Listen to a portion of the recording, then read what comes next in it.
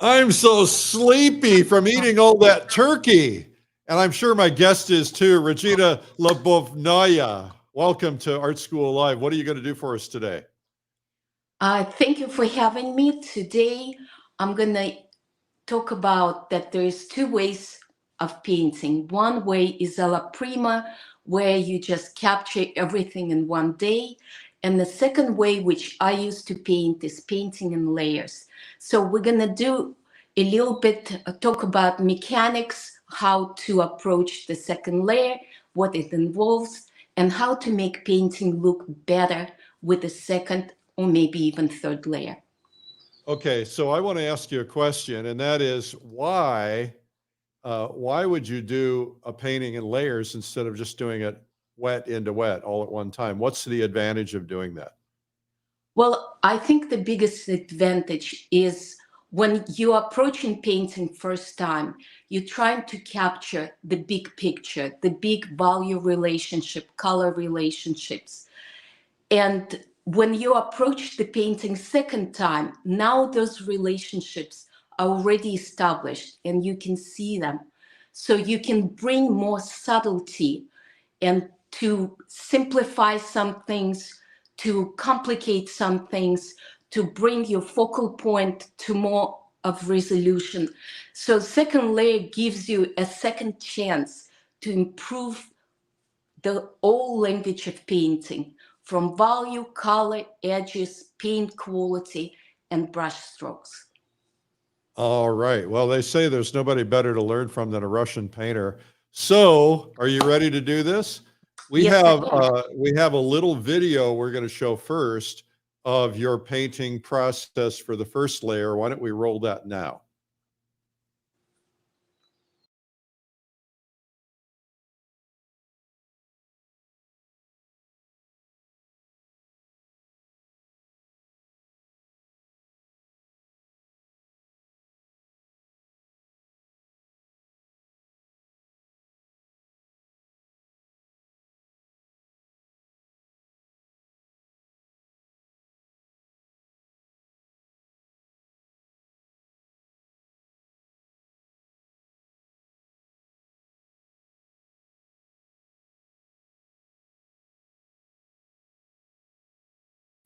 Okay, that looked like a self-portrait. Was that wait, we need to stop it. There we go. Okay. Was that a self-portrait? No, no. No. Okay. All right. So why don't you get set up to teach and we'll get the show started. Sounds All right, great. here we go.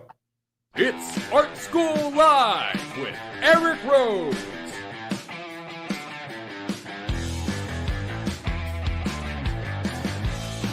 Now, here's your host, Eric Rose. Today is Art School Live. Our guest today is Regina Lyubovnaya, originally from Russia, now in Los Angeles. She's going to teach you about painting that second layer in a layered painting. She does incredible work. We're going to show you a little bit of her work now, and you're going to learn a little bit about her process and why it's going to be beneficial to you. Absolutely beautiful work. She's got a big following on social media. And so we love having her here. I hope you guys had a really terrific Thanksgiving. I did. I had my kids here. I have triplets that are 21, and they're just getting bigger and better. And so it's been fun to have them here. We have a prize for you today, and that is a book. My book, Make More Money Selling Your Art. I wrote this book so that people could kind of learn the initial process of how to start selling and marketing art. And I'll give away a prize. If you're in the comments, leave a comment today, whether you're on live or replay. The winner of the last prize is Francis Breeling in Portland, Oregon, who won a Fine Art Connoisseur subscription.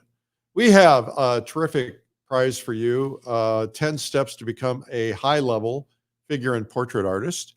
And that's at realismtoday.com/ebook. realismtoday.com/ebook. Get that. And you can subscribe to this program. We're here every day at 12 noon Eastern time. And it's on YouTube and on other social media. You can follow me at Eric Rhodes to get it on other social media. But if you go to YouTube and search Art School Live Eric Rhodes, you can subscribe, and we would like that. But also, you'll be notified when we go live. All right, now let's get back. Oh, I should tell you one other thing. We have Black Friday and Cyber Monday deals. Black Friday deals are extended. Cyber Monday are just beginning, extended to November 30th, and up to 50% off on several titles at PaintTube TV. PaintTube TV, by the way, has really super high quality, hundreds of professionally produced art instruction courses, long courses, not just short ones, in depth with the world's leading artists. So go to PaintTube.tv and check out the Black Friday specials. All right. Now, let's get back to Regina. Regina is going to start teaching. Take it away, Regina. Yes, I just want to double check if my camera is good for you to see everything. It's good. We can't see your reference, but that's okay. We can go over to it once in a while. Okay. All right. You're good. Sounds good. So as I said, there's two kinds of paintings. One alla prima, which is what you see. The first layer is done, and then now I'm ready to paint the second layer. So there is a technical issue with the second layer. Usually it's done when the painting is already dry or semi-tacky. So some people like to oil the painting down, which does two things. It brings the colors and values back to life, and it unifies the surface. I personally don't do that because I like my surface to be dry and not slippery when I paint. It makes me feel more in control of my brush stroke, and also because I want to apply different ways of painting, like scumbling, which needs a dry surface, or glazing that doesn't need more oil. So it gives you more variety of techniques if you don't oil it down. But if you feel like you prefer to do that, then use any medium that you have and just very thinly apply all over your painting. What I do So- is when I oil mine down, I apply a little bit of linseed oil, and then I wipe it all down so that I get all the excess off. Yes, that would be probably a great idea, because then the surface is just refreshed without being too over oily. The reason why I don't also oil it down, because I pretty much have a set of mind that everything I have in my first layer will be overpainted. So when you ready to paint your second layer, I think psychologically it's very important to give up what you've done mentally and say that your painting will always move toward a better painting, and you have no fear to try new things or try changes that you want to bring. And also, I want to mention that some people can look at their first layer and say, I really love this painting. And this might be a good point not to go into second layer. So it's only when you see something that you can make it better and you see the way you can improve the painting, that makes it a good go for the second layer.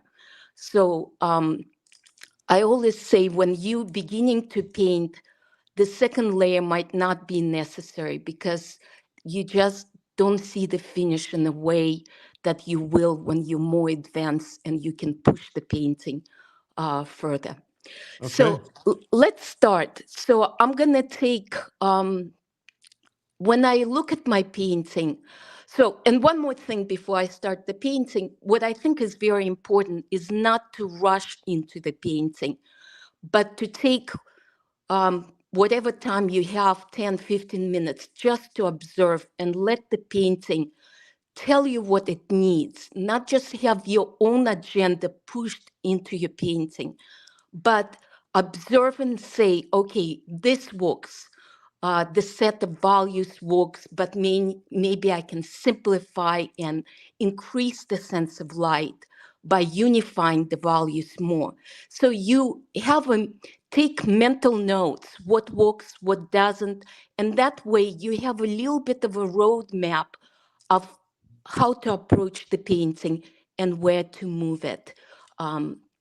So for me, I always start with just getting over the dark. So my first question would be, can I increase my dark?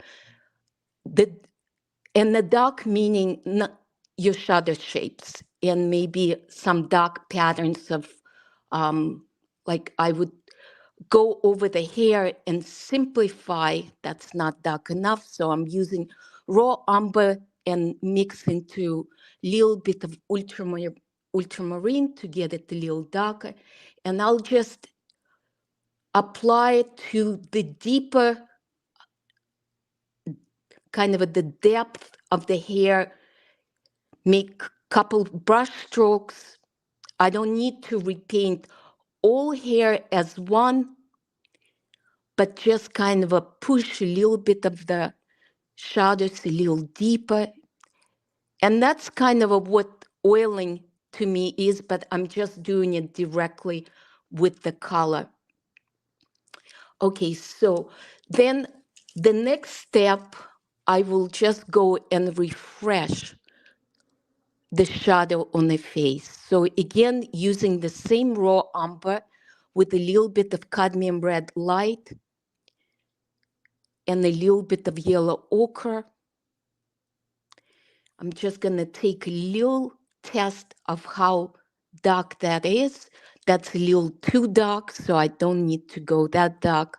Adding a little bit of more red and cadmium yellow, and just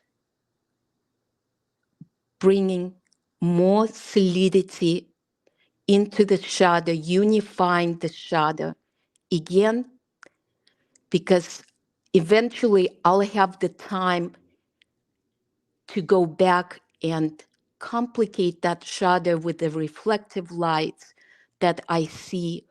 But shadow should be simple and strong to hold the light. Your hand is in blocking the view. my head, oh, my hand. Yeah. Okay, is it better now? Yes. Okay, so just holding the brush a little further away, that's all. And then when I paint the shadows, I also will watch for the edges. So for example, the edge that touches the hair, I can come with the color of shadow and flip into the hair a little bit by opening that door towards the hair.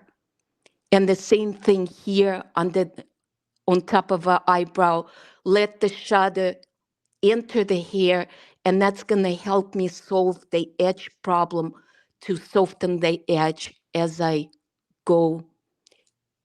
continue painting. And you're not really doing any blending right now. You're just kind of laying in color. I try not to blend at any point of my painting, just making simple brush strokes over the form. The edge work or softening the edges will be solved in a different way than blending, simply by lowering the contrast between the value relationship of adjacent shapes, and by taking some of the air quality, like a background, and painting a little layer between the shadow and light where they meet, and that's going to be transition. But I try not to blend and just make brush strokes, so the painting looks painterly in a way. So let me see, I'm very aware how short the time is, so I don't know if I should concentrate just on the face and not worry about the whole. Do whatever you want. Yes, yes. Okay, so for me, the focal point of this portrait is definitely the eyes. So I have to be aware that how I paint ear, hair, neck is a subordinate to my focal point. So this can become softer in edges or darker in value to move back. So for example, for the neck, maybe I'll darken a little bit and even use a little bit of green that is present in my background, mix into the shadow and allow some of that green come in into the neck color so it moves towards the background in. So I think now I'm ready to repaint my lights. And again, even though this is a second layer, you can't paint just pieces. Let's say, oh, I don't like how my nose looks. Let me just fix that nose and paint the nose. No, you have to start again by repainting the whole thing. Yet in that repainting, you are painting over something that's already established, already has a sense of light. So now my question is, I'm starting from painting a forehead. Can I or should I increase the light on this forehead? And I always feel like if I can move towards more light, I should do that. The forehead tends to be the most lit up place of the portrait because the skin is tightly. You're blocking again. Oh, I'm sorry. Oh, that's all right. You're Please, just going to have to please, learn. yes, please tell me if I do. I yes, and then so the light is hitting forehead that is basically skin stretched over the bone. So there is more of a reflective quality to the light. So it tends to be more lit up and have less color, less pink color, but more yellow color. Then as your forehead approaches the eyebrows right here, I will add a little bit of pink because warm color in the light comes forward. And since I want this area to come forward, I will use that warm temperature color to move it forward. And then knowing that, I will add a little bit of blue or violet into the skin tone, or sometimes even green, and do the opposite on the forehead, place of forehead that is moving back towards the hair. So by adding a little bit of my background or gray or violet, I'm cooling it off and allowing this to move in the opposite direction than the part of the forehead that's coming closer. Then this piece between the eyebrows, oh, I overdid it. I will also cool off that place to move back. So here I'm using temperature and hue to create a change of planes, but yet trying to preserve the value of the skin as close as possible. So using more of a temperature rather than a value to make those changes. So at the corner of this plane with the nose bridge, I will put a little bit more light and a little bit to bring that corner, and then start painting nose from the bottom of the nose the most protruded area of the nose, and then coming to that corner. So I'll have more warm color on the end of the nose and less warm color as it comes to the nose bridge. And here is a good time to notice how edge of the nose flows into a little bit of the cheek. So you can allow that transition or openness, and then you can close that edge in maybe this space, but allow the eye to come from the nose into the cheek. So you're connecting both lights, the little light on the cheekbone and the light of the nose together. So in the second layer, I think what's important is that you are trying to bring connection, smaller connection to the bigger parts that you established in your first layer. Okay, so then I'm going to that corner of the side nose to the cheek and allowing a cooler color drift down that plane in one brush stroke, while then taking a little bit of warmer color and coming from the top of the cheekbone to the bottom in a different brush stroke and coming with the warmer value. My reference has this silly shadow shape of the leaf, which I'm gonna take it away because I'm not necessarily painting the background as a leafy forest. I'm not sure what that's gonna look like.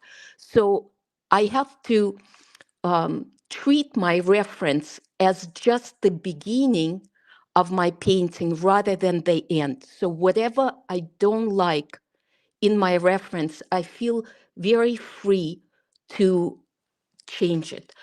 So as a cheekbone coming down and turning the angle, I'm adding a little bit more color and warmth to allow the light to dim out.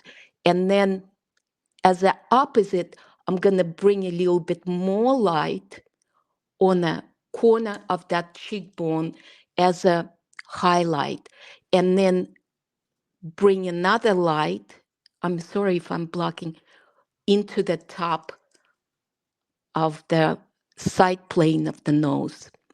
And then coming back to the eye, because now I'm painting around the eye, the light from the forehead on the top, this strong highlight, which I'd like to thicken up as a paint quality.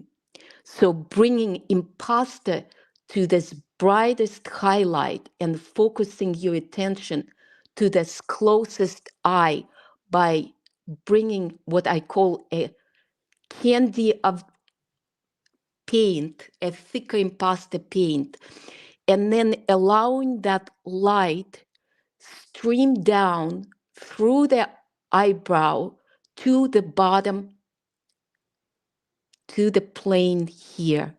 Now, this is a smaller plane coming to the eye socket. It cannot be as bright, so I'm gonna add a little bit of warmer color to bring it forward, and then bring a little bit cooler color like violet or green. So I'm gonna try a little bit of violet that's maybe a little bit too saturated, and then bring a little bit of a green to push this. Yeah, I'm too much in a hurry, so even though I'm trying to bring the finesse to the painting, it's a little bit kind of a sloppy. But one thing I want to just point out, that very common mistake is allowing the eyebrows to divide the portrait and not allowing the light to connect. So right here where there is the strongest highlight, there is a passage of light without being stopped by this eyebrow, because eyebrows are hair, and they grow in direction, and so the light can pass through them and not being visually stopped by them. So, and then I just want to bring a little bit more light to my bottom of the portrait, the jar and the mouthpiece. So I'll bring a little bit more yellow coloration into the lips, into the muzzle piece here. And the reason why it is yellow rather than a pink, because if I use the pink, it's not gonna separate from the cheekbone. So by using a little bit of a different hue, I will separate it much easier. Also, the other reason is because it's just like a forehead. It's a skin stretched over the teeth. So there is not a lot of soft tissue here like the cheekbone. So it will not have as much of the pink coloration in itself. And then after the cheekbone, there is a hollow area here between the jaw and the cheekbone that tends to get a little bit more light. And then the jaw itself, usually very much noticeable at the man, at the portrait of the man, gets a little bit greener because, again, the jaw is the bone, so there is not enough flesh. And also because it's about to tuck into the shadow. So instead of warmer color, I'm bringing a little bit of the greenish or violet, whatever your choice is. And it also, the choice probably would depend more on what your background is.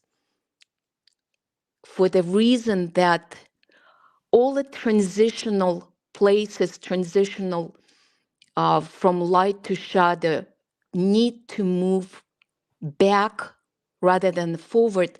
So they have to have a relationship to the background. So if your background is greenish, you might use green. If your background is gray, you might use gray. So some similarity to the background for the eye to connect that plane to the background. So a little bit of the warmer red adding to the chin where it's the most protruded, and maybe adding a little bit stronger highlight to the top. Blocking. Thank you. To the top of this. Okay.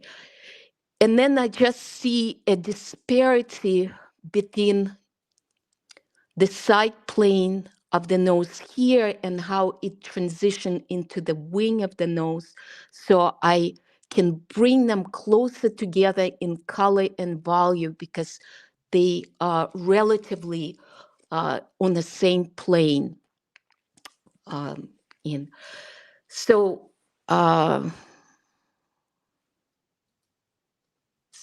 then it's just coming again. Another point that I wanted to make is that when you're doing your second layer, what I use as a guide to my decisions, what needs to be changed is edges. So edges will tell you if things are separating too much, if the contrast is too much with the value or color or temperature, or it's too little. So if you have a lot of sharp edges, you probably can reduce the contrast between your values and that way soften the edge and make the appearance of the portrait more kind of bring the life into the portrait, because too many sharp edges create kind of a graphic portrait, but not a lifelike portrayal. So here is when I worked my light to my satisfaction, then only then I would go and allow some reflective light into the shadow to bring, no, that's too light. I just seem to have too much light on my brush because I've been using the same brush. Now I can bring a little bit of the light into my shadows where I feel like the shadow gotten too dark. And I always treat my reflective light as something that I'm free to choose. So means that if I see reflective light, it doesn't mean that I have to paint it.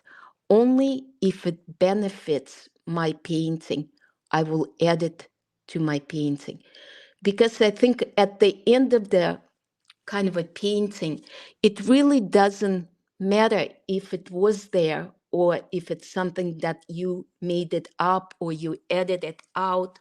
What matters if your painting looks good on its own, away from your reference, and it aligns with your sensibility, with the feeling what's beautiful to you.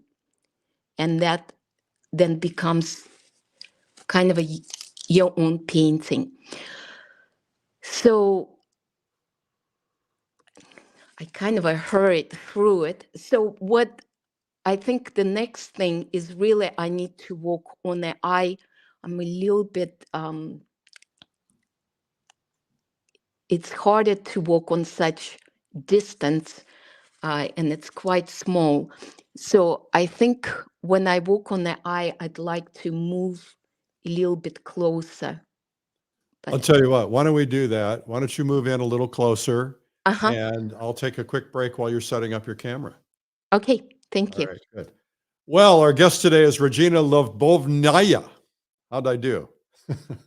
I hope you're well. I'm having a lot of fun today. It's nice to be back. You know, I love the holidays, but it's nice to be back. We have a lot going on. I'll tell you about. First off, there's a Black Friday sale going on at painttube.tv, up to 50% off on some titles. And there's some really great titles. I mean, we don't produce anything that isn't. I mean, we try not to anyway. PaintTube has super high quality art instruction videos. Go to painttube.tv.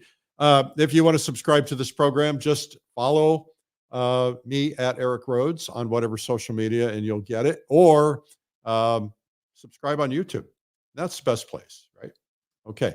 Now, what do we have coming up? First off, we have the Plein Air Convention coming up in May in Cherokee, North Carolina, the Smoky Mountain National Park, and we're going to be painting the Biltmore Estate. If you live anywhere in the Northeast or in the East or in the South or the Southeast or in the Midwest, this is easy to get to for you. And it's going to be sold out before we know it. So check it out, pleinairconvention.com.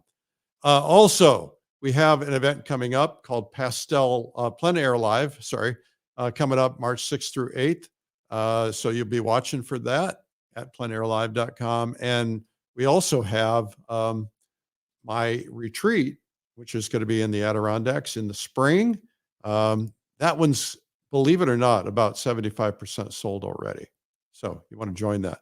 And then we're going to do Fall Color Week at Asilomar in the West. So you want to check that out. That's at fallcolorweek.com in September. That's about 50% sold out already. And then we have Watercolor Live coming up, and you want to see about attending that. It's pretty spectacular.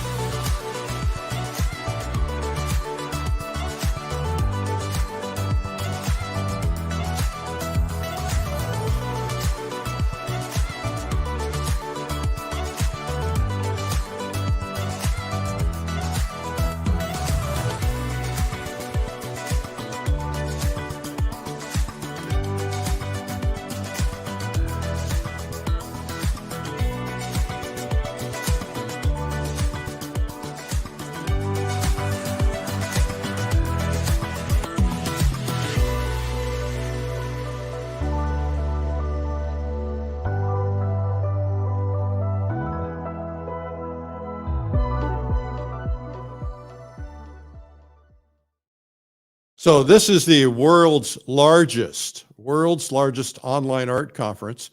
It's also the largest watercolor event. You want to be there. It's international, people from all over the world. So you want to make sure that you come to Watercolor Live. Now we're going to get back to our guest, Regina Lyubovnaya.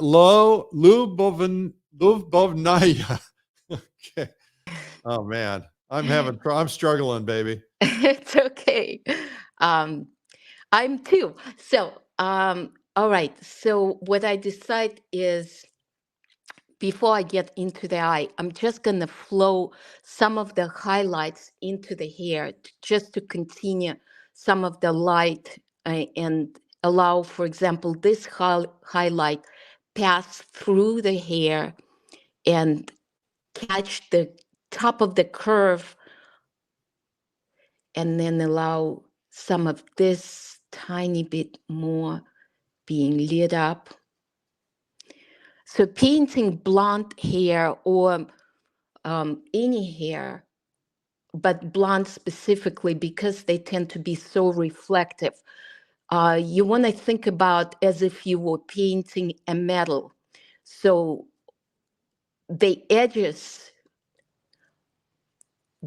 of the hair often disappear or appear to be softer, and all you have to pull is the middle of the hair, meaning the top of the curves, which is what I'm doing. I'm looking for the pattern of those top of the curves flowing over the corner of the head of anatomy. And then, of course, when the curls get looser, away from the top of the head or the structure of the head, then you can just pick up a pattern of highlights and then decide how bright do you want them to be.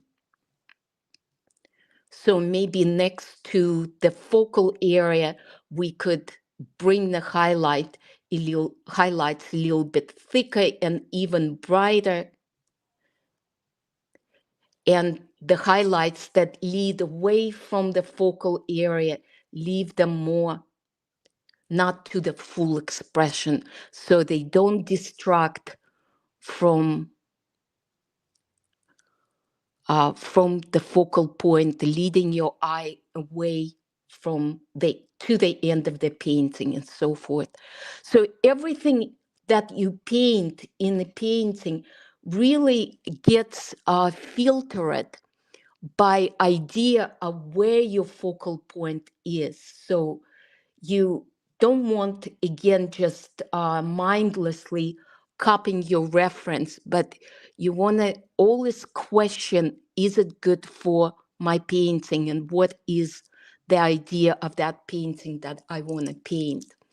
And then the edges of the hair can have a little bit more green into them, since my background has more green. And so just like metal objects, blonde hair are very reflective. So they would get a little bit more reflection of that, your background, whatever the choice of color you make.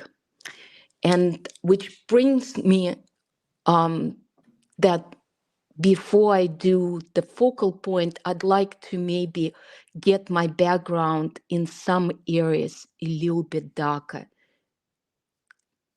Blocking. Sorry.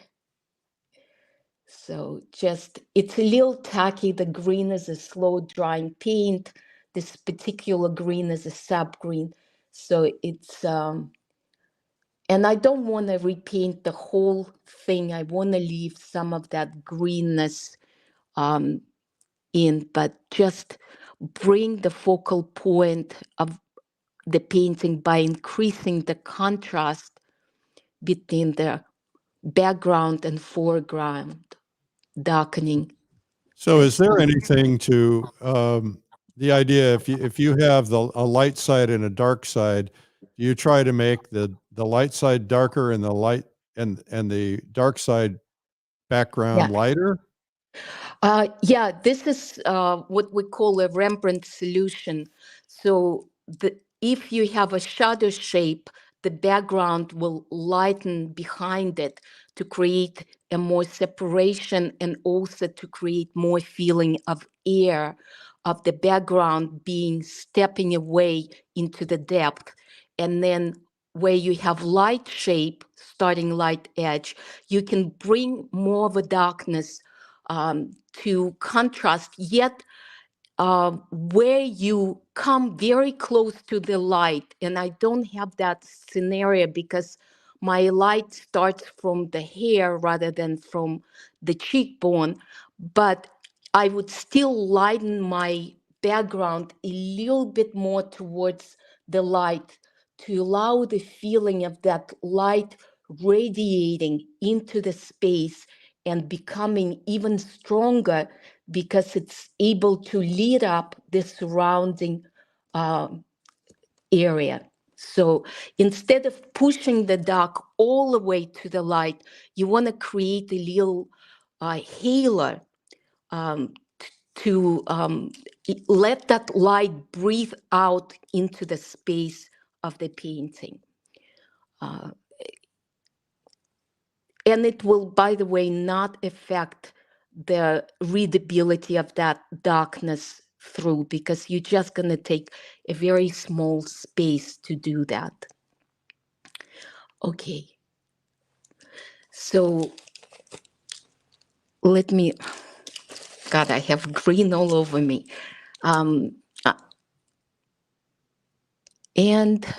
what I wanted to do with the eye is bring a little bit of the warmer reflective light to the bottom plane here. Okay, and while I do this, maybe the other eye just a little bit more. When you're painting eyes and you have not a profile, but you do see both eyes, you do want to make them different. So one eye is dominant and another eye is moving back into the space. So the closest eye to you will have more contrast, maybe a little bit more light and expression. And then the other eye can be quieter and more living inside of that shadow by just allowing the volume be more similar to its surrounding. Okay, bringing a little bit of the sharper edge to this. So sharper edges next to the focal point of your painting bring the attention to that area. Sharper edges really mean kind of a look at me, focus on me. So if you're painting a focal point, it's really appropriate to paint a few sharp edges. While on the other eye, edges could be much softer. Here I want to turn this a little bit with more background and then just bring a tiny more light. I'm sorry if I'm blocking. I'm just trying to land it in the right place. And then very common mistake that I often see is allowing the white of the eyeball to be too light and to be too sharp. The softer you can make this relationship, the more lifelike the eye will look. So, yeah. What do you mean by the softer you can make the relationship? Because, for example, the lens, your lens, your iris and your pupil are like a glass matter. They are translucent. So the light comes in and the light is able to transpass through them. So the edge here will actually not be hard edge, but to be a soft edge. And so when we paint the outer edges of our irises too hard, they become almost look like stickers, like you can peel it off. So the edge work in the eye, for the most part, has to be very soft, and only cast shadows in a few places can be a little bit sharper to bring that focal point into more vision. Allowing a little bit more violet or blue into this area also is good, because this is where the bone of eye socket is, and so you'll have less of the warmer color and more of a cooler color here where the skin is stretched over the bone. And it also will be helpful then to separate that from a warmer cheekbone and set their eye inside of the eye socket. I would say that generally painting the portrait is probably the hardest thing that you can pick. And so because there is so much complexity in shapes, and I think a lot of people get very wrapped up over making it catching the likeness, and so they more likely to draw with the brush than to paint, and to think more like value shapes and edges, and more worry about whether that eye looks like an eye or so forth. So I would suggest that if you just start learning to paint, the portrait might be too challenging. And the better way to start learning painting is probably by doing still lifes, landscape, something that involves less of anatomy and less of a drawing skill. But if you can do it, do it, because it's so satisfying and it takes a while to learn it. Portrait is probably the most exciting thing for me to paint. And I would definitely say that it's very challenging and very interesting, and it will keep your interest, definitely. So I'm not trying to discourage. I'm just trying to say that in order to learn learn painting, portrait can be overwhelming. And What yet, I did is I hired a model once a week for 10 years. And had some friends come in, and we would paint just portraits every Wednesday night for 10 years. And wow, I'll tell you, you just can't beat that kind of training. Yes. Yes, because of course, painting from a photograph limits what you see, and it's very easy to fall into pitfall of copying exactly what you see on a photograph, which could actually not be what the reality is, but could be an optical illusion. So I think the experience of painting from life really does help to avoid some of the pitfalls of photography, and you can correct some of it, but nothing really substitute the experience of painting from a life model. So it's the way to learn portrait. Okay, so we're going to wrap this in about 5 minutes, just to give you a fair warning. Okay. And I want to say that some of the difficulty of this demonstration was that painting subtlety takes time and takes kind of a more slow pace, and maybe it's not as exciting to watch for the viewers because the shifts are small. As you saw the video of the first layer, the changes come very fast, and it's more of a dynamic changes, a faster changes.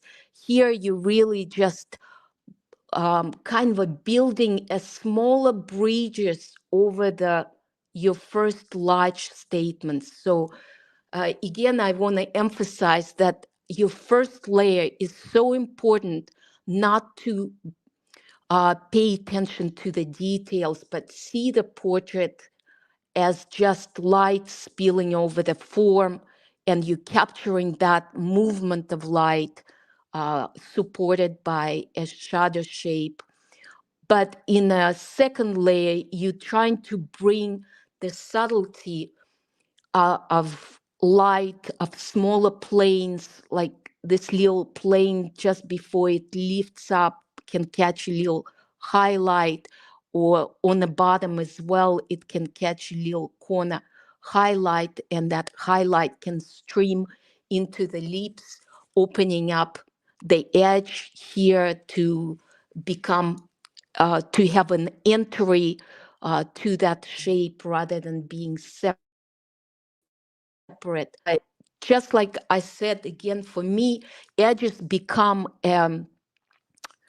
question that I ask myself. If I see a sharp edge, I always will ask, what does it do? And do I need it? And how can I allow the connection between one shape to another? So, Okay, now I'm going to ask you to put down your brush, come back on camera so everybody can meet you, because a lot of people tuned in later. okay. So let me see. Okay. Oh, it's Sorry. so confusing. I've got to be sick. Am I holding the camera right? Yeah, you got it right. Okay. Okay. Well, Regina Lyubovnaya, thank you so much. A lot of positive comments. A lot of people said, best instructor ever, great instruction, really knows what she's doing. Congratulations. That was beautiful. Thank you so much. Thank you. Thank you.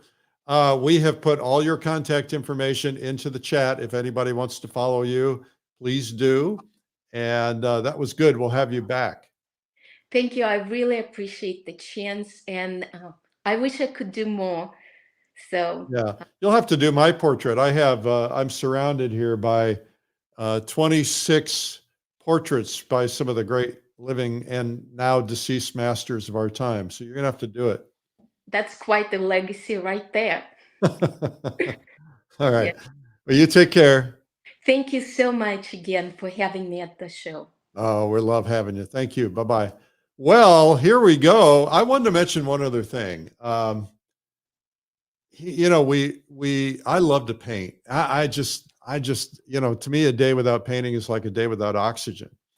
And I love to travel and paint. That's why I have fallen so in love with plein air painting. And that's why I started Plein Air Magazine 20 years ago. And, there's just so much going on. I do these retreats. It's all about painting. I'm taking a group of people to Japan. And some of you watching are going. We have a pretty cool trip planned, and we've been begging our travel partners to get us more seats, and we managed. We managed to get 7 more seats because for 2 reasons. One is one couple had to cancel because they got ill and are not able to travel anymore ever again, unfortunately. And you never know when this is going to happen. So like when you've got life, you can embrace it, go for it. And then the other is we were able to get a few more seats. So we announced it last week already. We've sold a few more. And so I don't know how many are left, but if you think you might want to go to Japan with us, it's going to be a pretty cool trip. And I don't know if I've got a slide on it on Japan or not. There it is. So it's not 7 seats anymore. It's probably more like 5 or 4. But we're going to be touring, traveling, painting every day, going to 3 cities. We have all kinds of cool experiences, including a portrait painting with a geisha. We're going to have a geisha as a model and some other cool things. Really going to be a terrific painting experience. All levels of painters are welcome. And you don't have to be a great painter. It doesn't matter. We're there to have fun. And you can bring your spouse. A lot of people are bringing spouses and so on. And it's a relatively intimate trip. It's roughly about, I think it's roughly about 40 people tops. All right. Anyway, go to pleinairjapan.com if you're interested in that. And again, if you are new to us, thank you for tuning in. Make sure you subscribe on YouTube. Just go to YouTube and look for Art School Live. That would be really cool. And we'll see you tomorrow. Thanks again to Regina Lyubovnaya. I'm finally getting it down. I need to say, somebody said in the comments, say it 10 times, you'll get it right. All right, you guys, take care, and we will see you on the other side. Bye-bye.